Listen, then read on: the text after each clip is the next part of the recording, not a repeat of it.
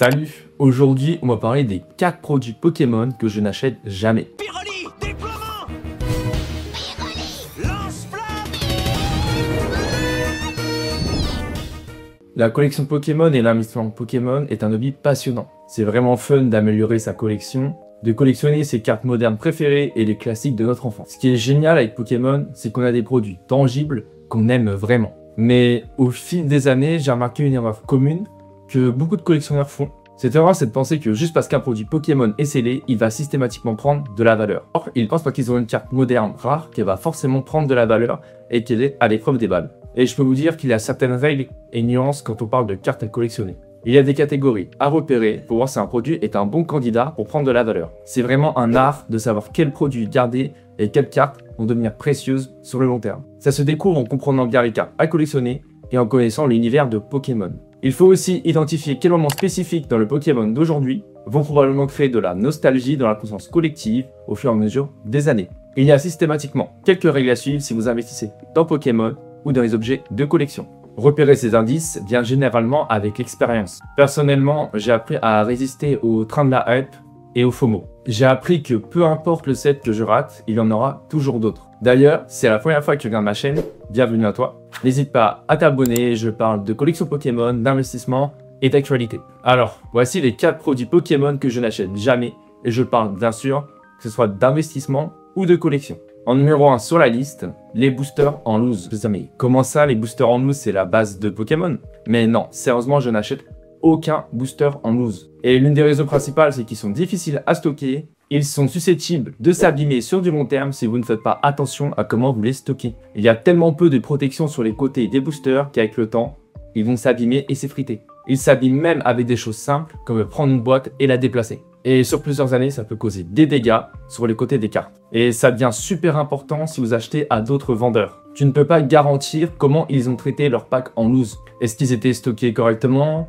Est-ce qu'ils étaient jetés n'importe comment? Est-ce qu'ils étaient empilés les uns sur les autres? Tout le monde n'a pas les mêmes standards de stockage et de protection. Moi, je reste assez pointillé sur le stockage, mais d'autres peuvent avoir des niveaux de qualité différents. Et surtout, pour les boosters anciens, je n'en achèterai jamais. Tu ne sais pas comment le vendeur a conservé ses boosters, et quand il y a des sets qui ont plus de 15 ans, ça peut devenir assez chaud. Et je peux vous dire qu'un pack qui a entre 10 et 15 ans, on ne sait pas du tout ce qu'il a dû traverser. Et surtout, la qualité des cartes à l'intérieur reste cachée, donc ça reste un très gros pari. Un autre problème aussi avec les boosters en loose, c'est qu'ils sont très susceptibles aux arnaques et au reselling. Alors c'est une pratique vraiment trompeuse, donc c'est-à-dire que la personne, elle ouvre le booster, elle voit s'il y a une carte rare dedans, et s'il n'y a rien, il le referme. Et si vous êtes inexpérimenté, vous pourrez facilement passer à côté. Et puis la bonne nouvelle en soi, c'est que si vous êtes un vétéran dans Pokémon et que vous ouvrez un pack qui est recellé, ça reste quand même assez visible. Et vous verrez de la colle et des plis où ça a été recellé. Même si vous pouvez dire que le booster a été recellé, ça n'enlève pas le fait que vous avez perdu votre argent. Mais encore pire, si vous achetez un pack vintage sans jamais l'ouvrir et que vous le revendez, vous venez de faire du comportement malhonnête et quelqu'un d'autre votre problème. C'est pour ça que le marché vintage est si chaotique. Vous ne savez littéralement pas ce qui est légitime ou ce qui est trafiqué. Vous pouvez peut-être penser que je suis parano, mais si vous regardez des vidéos YouTube de personnes qui ouvrent des packs vintage, vous verrez que c'est plus commun que vous ne le pensez. Vous verrez des youtubeurs ouvrir ces vieux packs et voir des points de colle à l'intérieur. Alors les packs modernes ont un petit peu moins ce problème parce que vous pouvez les acheter directement chez des détaillants ou dans des magasins. Mais quand même, je ne m'embête pas du coup avec les boosters en loose. Que ce soit niveau protection ou même revente, ce n'est pas intéressant. Alors si vous voulez une alternative contre les boosters en loose, ce sont les boosters rigides. Ils sont du coup dans un étui en plastique et c'est beaucoup mieux que ce soit pour le stockage ou même pour l'emballage. Et puis ça crée une garantie, c'est impossible à recoller ou alors ça se voit directement. Tout le monde n'aura pas le budget pour payer une display à plusieurs milliers d'euros ou même pour payer des tripacks. Et en plus, ils offrent une garantie à l'acheteur qu'ils sont légitimes, sûrs et sécurisés. Donc il y a toujours un bon marché pour les gens qui voudront en acheter. La deuxième sur cette liste, ce sont les boîtes promo spéciales et il y a plusieurs raisons pourquoi je n'aime pas ce produit. Alors la première chose, c'est même si ça n'a jamais été prouvé, je trouve que le taux de tirage dans ces boîtes est vraiment nul. On dirait que c'est rempli avec de la camelote et puis la moindre manœuvre pourrait abîmer la boîte, ce qui pourrait faire baisser le prix.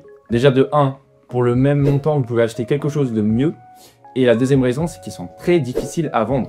Lorsque vous achetez du coup des produits qui ne sont pas populaires de base, qui sont assez mainstream, vous allez avoir du mal à les vendre. Et vous allez devoir faire beaucoup de travail, ajouter des titres, quels boosters sont à l'intérieur. Et il faudra être clair parce que tout le monde n'est pas familier avec ce genre de produit. Et si vous avez besoin de fonds rapides, je peux vous garantir qu'une display ou un bundle va se vendre bien plus rapidement qui a un coffret avec des boosters aléatoires à l'intérieur. Par exemple, dans 10 ans, personne ne va chercher une boîte spécifique, par exemple Girachile. Et puis, s'ils le font, ils vont sûrement négocier un prix avec vous parce que la demande ne sera pas forte. Donc, vous serez toujours désavantagé avec ce genre de boîte. Alors, le numéro 3 dans la liste, ce sont les collections Premium Figurines. Regardez, par exemple, il y a un coffret Évolution Prismatique qui va sortir, qui contient 11 boosters à l'intérieur. Et la logique, ça serait de se dire que c'est mieux qu'une TB. Parce qu'une TB n'a que 9 paquets. Et puis, dans ce coffret, vous avez bien plus de choses. Vous avez des petites cartes brillantes, des petites figurines, des petits pins. Et par exemple, l'investisseur à long terme sait très bien que cet item n'est pas aussi bien qu'une TB. Et puis, en général, pourquoi je n'aime pas les coffrets? C'est parce qu'il faut éduquer l'acheteur et lui dire qu'est-ce qu'il y a à l'intérieur.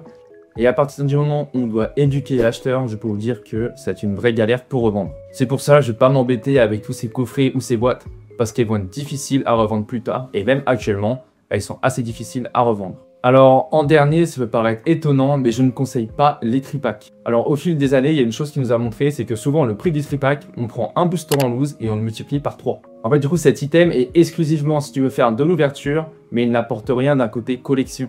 Il sera toujours plus intéressant d'acheter une ETB à prix marché qu'un tripack à prix retail, car son multiplicateur est vraiment moindre par rapport aux produits phares et demandés. Voilà les 4 produits Pokémon que j'ai à tout prix pour de l'investissement.